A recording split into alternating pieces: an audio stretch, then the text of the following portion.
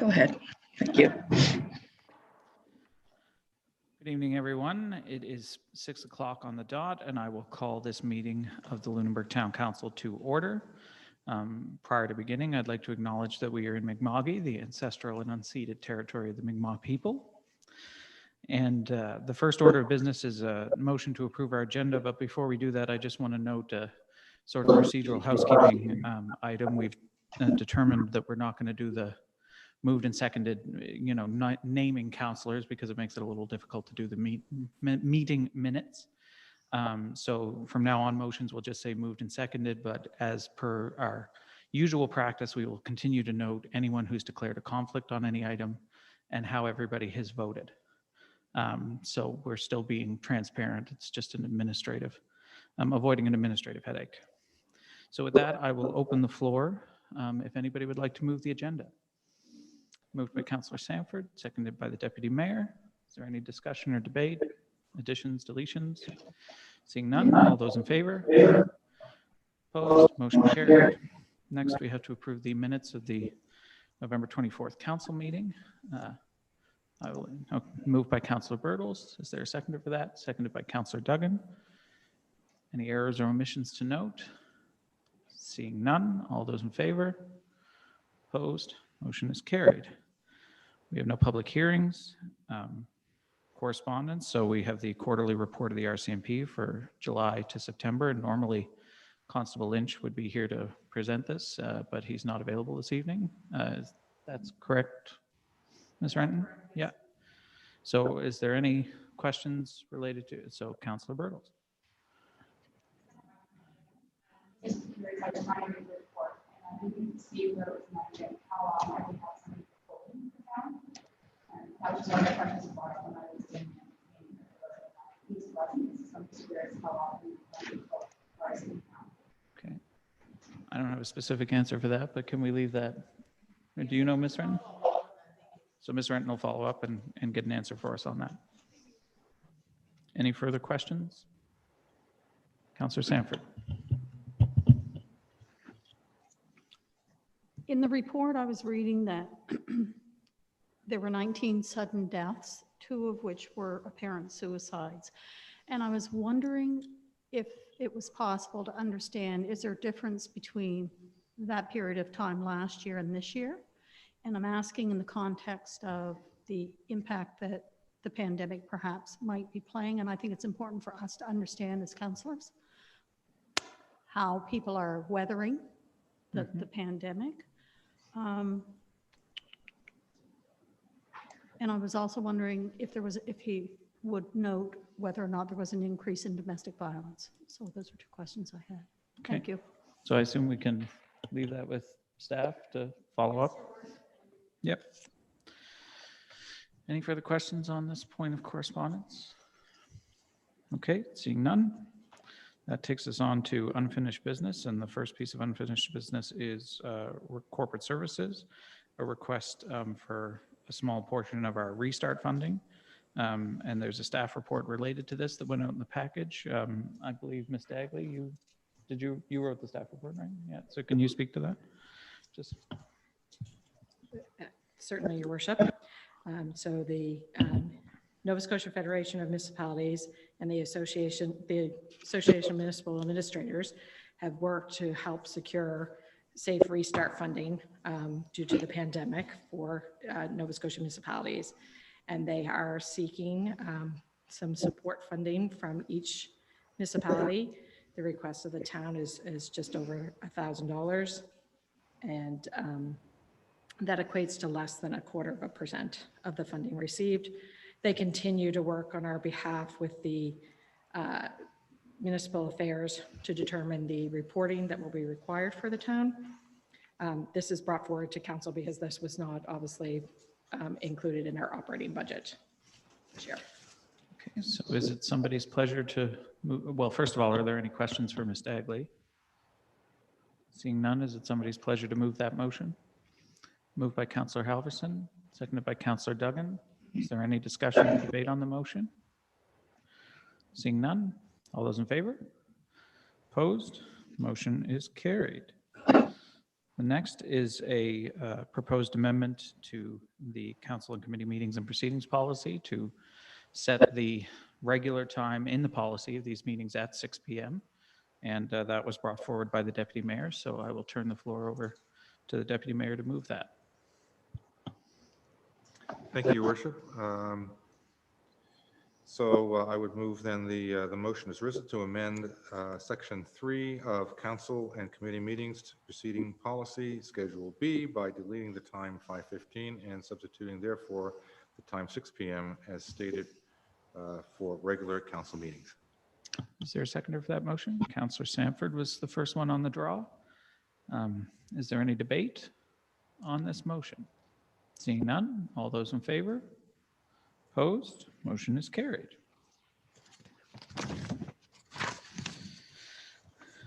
All right, that takes us to a piece of business under the Public Works Department. So the wastewater treatment plant and outfall extension project update, supplementary staff report and revised draft motion for an RFP for pre-design engineering services. So I will turn it over to the Public Works representatives to just summarize that for the people in the room.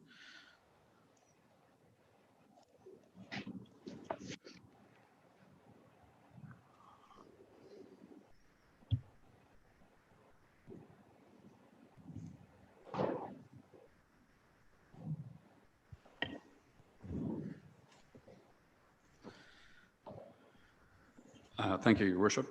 So just as we had discussed the weekend, this report that we issued was a supplemental report to the original report that we had reviewed last council meeting. And basically it's I guess an attempt or we revised it to accommodate the comments we heard during that meeting. And as we had discussed on Saturday, so I'm not sure if want me to run through the whole thing again or answer more questions or how you want to approach that? That's fine. I just note for the public's benefit that council did tour the facility and had a discussion meeting about this on Saturday where questions were asked of staff. And I appreciate staff coming out on the weekend. And I think I speak for council when we can say it was very informative and helpful. So are there any questions of Mr. Tillard at this time? Councillor Duggan. I have a question around the time frame for getting this done, the RFP, and so we're looking at the potential of having to have everything done by March 31st. Is that right? And we haven't received word of an extension? That's correct, yes. Okay, so what happens, just thinking ahead, if we do not get an extension? Work, pretty well guarantee the work will not be finished by March 31st. There will be some study work that will need to be done as part of this. So what will happen financially, I think it's probably a question for Ms. Dagley to answer how that would all transpire, but that is a possibility. That's correct. While we haven't received the approval for the extension, we certainly will be aggressively seeking that. But should that not come to fruition, then the town would be responsible for the balance of whatever wasn't expended at that point. Like it's a 50-50 grant at this point. So at March 31st, there would be an invoice that we could get the 50-50 funding, whatever had been expended to that point. And after that point, the town would have to pay the 100%. Okay, and just as sort of a second part to that, is there something that council can do to assist with moving that forward? Is there more work that can be done behind the scenes to assist with getting that extension? Well, staff have submitted it, like it's a formal process and there's a form and et cetera that's been submitted. At this point, I don't think there's anything that council could do. If for some reason it was turned down, or then we may need some support. Approving the motion tonight might be the most effective thing we could do. Councillor Sanford. Another question for Ms. Dagley. Is it possible for us to expend the funded portion from January to March 31st, and then to utilize the town's budget thereafter, March 31st? Can we do that? Unfortunately, it isn't. It has to be a 50-50 matching at the time. Right, okay. So if we expend the funded, let's just say as an example, 135,000. That's- okay. yeah. So we have to expend the same amount from the town's budget within the same window of time. That is correct. Okay, thank you. Deputy Mayor. Thank you, Worship. Well, this is a fairly large bag of goods here that within this RFP. So just to confirm, this is to get the scope of the work, rough cost estimates. And then I'm assuming, though, it will come back to council before we prioritize how we move forward with each part of the project. Absolutely. Yeah. Thank you. Okay. Any further questions? Councillor Halverson.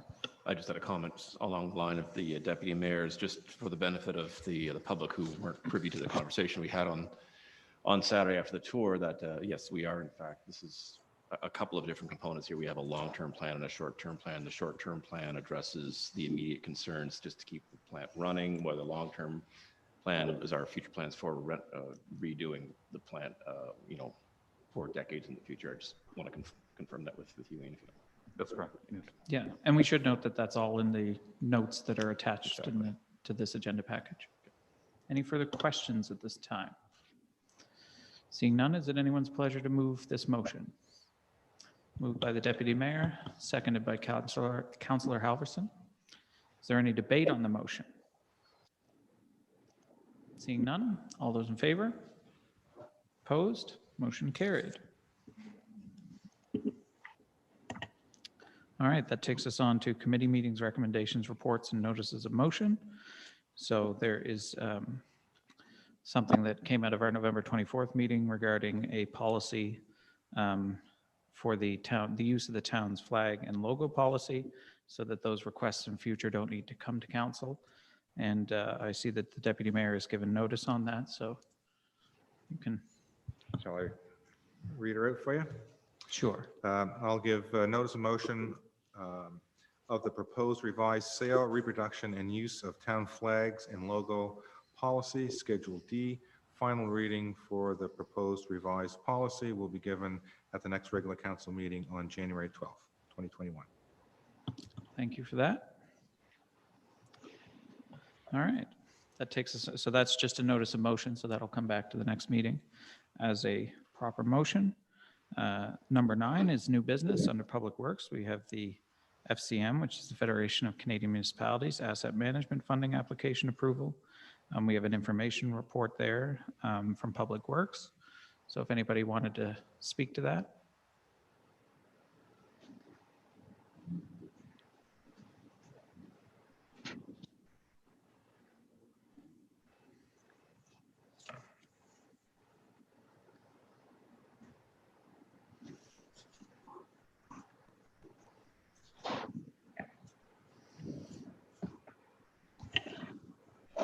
Thank you, Your Worship.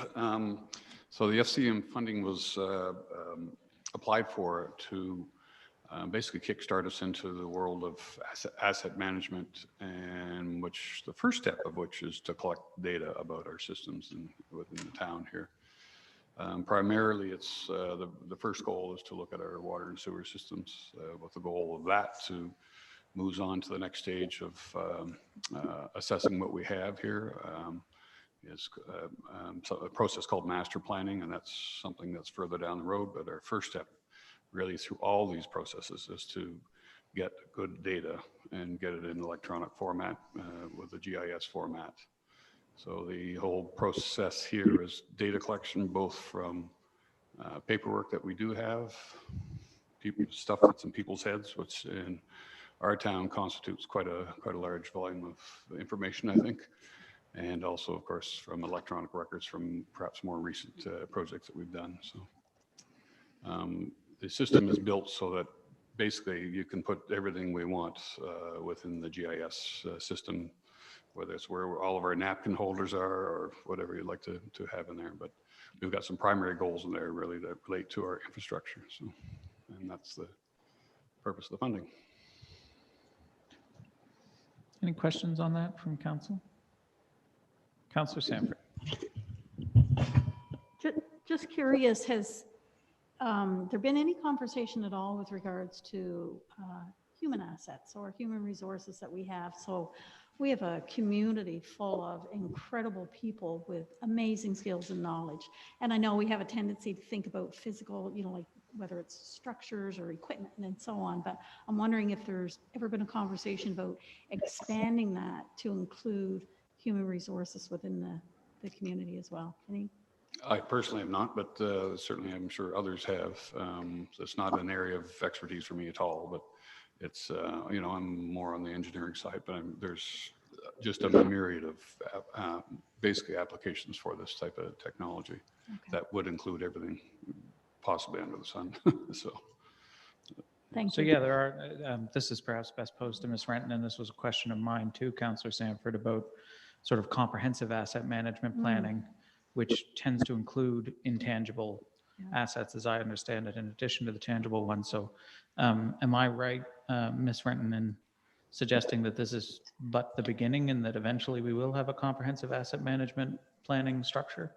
Oh, I think that's definitely something that council could budget for in the future. This particular application program through the Federation of Canadian Municipalities focused on the assets, though, that Mr. Tillard mentioned as sort of a first introductory mapping program. And then from there, there'll be many other offshoots of it. So I think it's a great first step.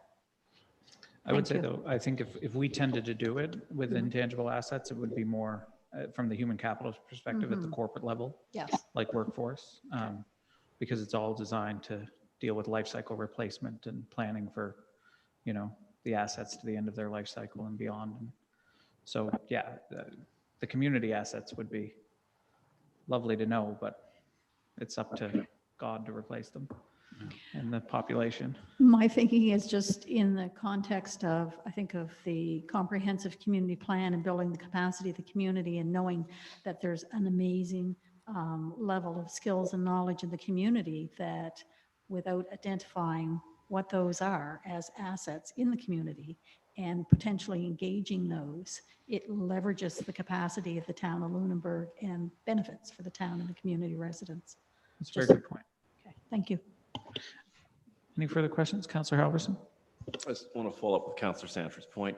I'm interested in knowing at what point in this process, and I understand this is beyond your scope, but perhaps Ms. Renton could answer, at what point could we look at exploring a skills inventory such as what the council is proposing here? I'm sorry, Your Worship, it's something I'll have to look further into. There's no available funding at this point in time, to the best of my knowledge, but I'm thinking with the work of the comprehensive community plan and the rollout and the workshop we'll have on December 17th regarding that it's a time at which we can explore that and pursue other options. And there are other facets of asset mapping and management. Of course, it can include permit information, and I know that's of tremendous interest to the heritage manager and the planning and development manager for the community. So there's many, many layers that can be added to this, and this is a wonderful first start, and we have some great partners to work with to try and compile that data. So I think all the suggestions you make are excellent, and they can only add to the overall project, but it'll have to be approached in phases. Your Worship, if I may, I just want to highlight, this process with FCM is pretty clearly identified in order to qualify for the funding. So we're, this is very much step one in their world as well as ours. So, yeah. Any further questions from council? Seeing none, I just have one more, Mr. Tillard, and it was in relation to integrating the GIS stuff that you're going to be producing and the GIS stuff that we're going to be receiving out of Project Lunenburg. How is that going to be integrated at the enterprise level between departments? I don't, Your Worship, I can't answer the question specifically, but we have had those conversations throughout this to knowing that this was coming. And certainly the suites of software that are involved on both for the FCM application, the way process we'd go through there, and the Harbor Suite, no, what's that called? Whatever the other one's called, with the Project Lunenburg towns are compatible, Okay. and they work from the same database. So, yeah. Okay, that was my last question. One more round, any further questions? Seeing none. We will move on. Under Recreation, we have a request from Melissa Risser of Risser Design and Build for donated use of the Lunenburg Arena on December 12th for a Lunenburg Food Bank donation event.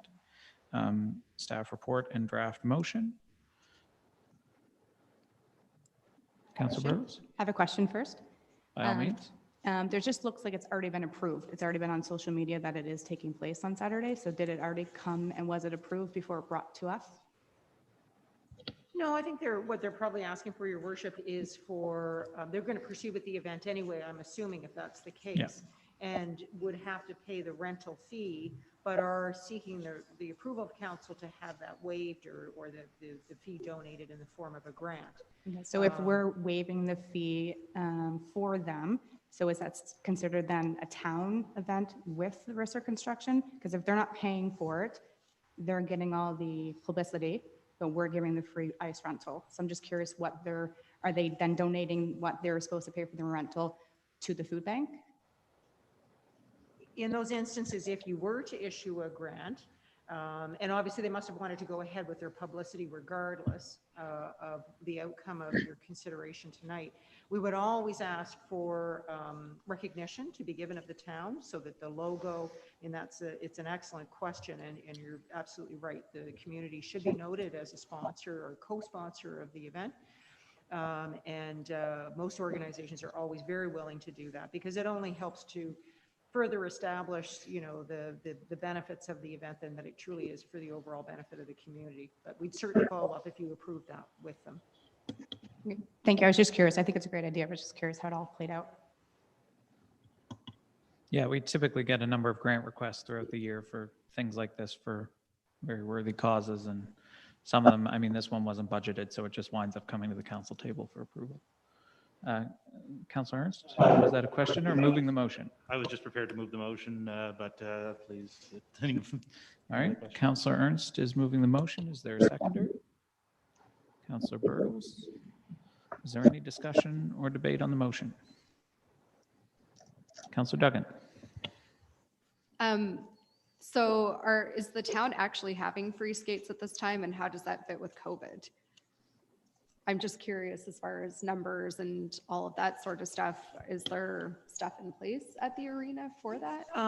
Well, yes, there is. There are restrictions, your worship, on the number of individuals that are allowed on ice, and they're clearly posted, and individuals entering are notified of that. So those limitations would be well known. Hopefully you don't get to the situation where you have to turn people away from at the door, but conceivably that could happen. And also just for seating, for general attendance, even if someone isn't skating, there are limits in that, and the rec director is very good posting that. We have, sufficient staff. We've actually increased our staffing slightly on a part-time basis to help with those kind of situations too. So yeah, it's very good to be mindful of all of that. Yes. Okay. Councilor Halverson. I'll also just note my daughter goes there on a weekly basis, and there's also contact tracing. They take names and phone numbers, everyone coming in. So I can attest that yes, there's full COVID compliance going on at the arena. So I'm not worried about that at all. Any further questions or discussion? Deputy Mayor. Well, thank you, Your Worship. Well, normally, my past record is always I have problems granting things for our facilities, which are already heavily subsidized. But in this case, where they have been normally doing this on the waterfront when we light the trees, I am very happy to be part of this, have the town part of this. Just wanted to make sure I'm consistent. We appreciate you're not violating your policy principles without exemption. Still going to call you Scrooge. Any further discussion or debate? All those in favor? Opposed? Motion is carried. That takes us on to item 10, which is to meet in camera. So I require a motion to meet in camera pursuant to the Section 22 of the Municipal Government Act to consider the items listed there in the agenda package. Is anyone going to be kind enough to move that? Moved by the Deputy Mayor, seconded by Councilor Burtles. All those in favor? Aye. And with Council's unanimous consent, we'll take a 10-minute recess. re-